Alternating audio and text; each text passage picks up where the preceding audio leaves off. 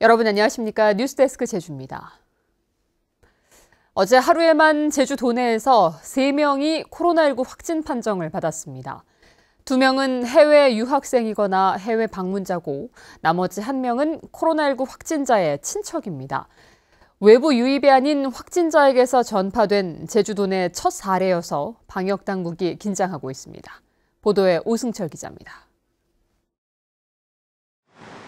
제주 지역 10번째 확진자는 유럽 유학생인 20대 여성 A씨, 12번째 확진자는 유럽을 방문했던 20대 여성 B씨입니다. A씨와 B씨는 그제와 어제 김포발 항공기를 타고 왔으며 제주공항 워킹스루에서 진단검사를 받은 뒤 곧바로 집으로 이동해 자가격리 중이었습니다. 때문에 A씨의 접촉자는 항공기에 같이 탔던 승객 12명, B씨 접촉자는 승객 8명과 가족 1명에 그쳤습니다. 문제는 11번째 확진자인 30대 남성 K씨, 남미 여행을 다녀왔던 9번째 확진자 20대 여성의 접촉자로 분류돼 지난달 29일부터 자가격리 중이었던 K씨는 어제 발열과 인후통 증상을 느껴 제주대 병원에서 확진 판정을 받았습니다. 해외나 다른 지방을 다녀온 다른 확진자와 달리 2차 감염된 제주도 내 첫 사례입니다. 방역당국은 자가격리 중에 계속 관리가 이루어졌고 감염 경로도 확실해 지역 감염이 아니라는 설명입니다. 도 방역당국의 통제하에 들어와 있는 거죠. 따라서 만연해 있지 지역사회에 만연해 있지 않는 거거든요. 그래서 이런 부분에는 지역사회 확산으로 감염이 됐다가 아니라 가족에 의해서 감염원이 알려진 상황에서 2차로 감염이 된 분이다. 자가격리 중인 K씨의 가족 5명은 모두 건강 상태가 양호한 것으로 알려졌습니다. 도내 확진자는 12명, 자가격리자는 420여 명에 이르고 있습니다. 여기다 2차 감염까지 발생해 코로나19 확산 우려가 커지고 있습니다. MBC 뉴스 오승철입니다. 코로나19 확진자의 동선이 증상 발생 하루 전에서 이틀 전으로 확대 공개됩니다. 제주도는 코로나19 대응 지침이 개정됨에 따라 오늘부터 확진자의 동선을 증상 발생 2일 전부터 공개하기로 했습니다. 또 관리가 필요한 접촉자는 확진 환자와 1m 이내 거리에서 15분 이상 대면 또는 직접적인 신체적 접촉자, 그리고 보호 장비를 착용하지 않고 확진 환자를 직접 돌본 사람 등입니다.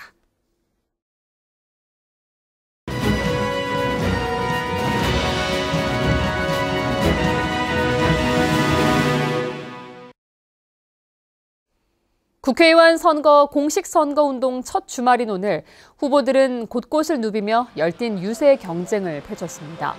제주시 을 지역구의 더불어민주당 오영훈 후보는 제주시 내에서 거리 인사와 유세를 한 데 이어 우도를 방문해 지지를 호소했습니다.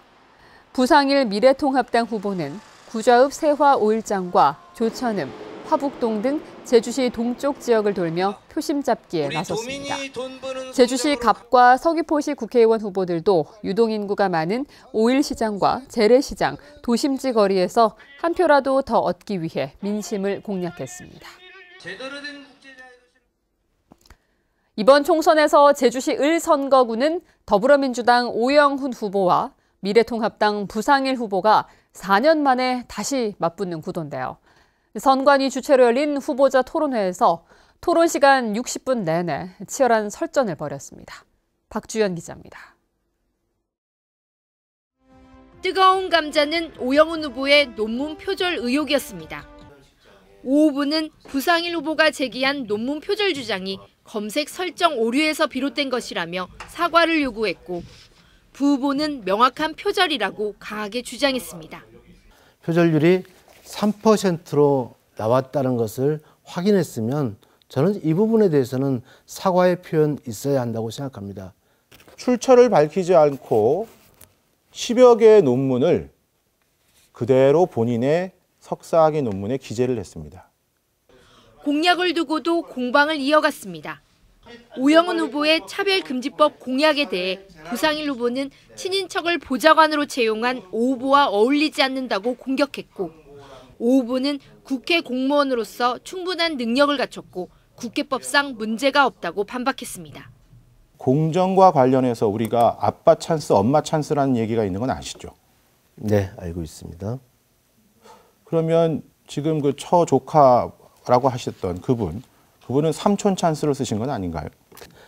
좋은 정책적 자질을 갖고 있고 그리고 충분한 소양도 갖고 있습니다. 대한민국 국회 공무원으로서 한 점 부끄럼 없는 그런 역할을 충분히 수행하고 있는 저는 훌륭한 일꾼이라 생각합니다.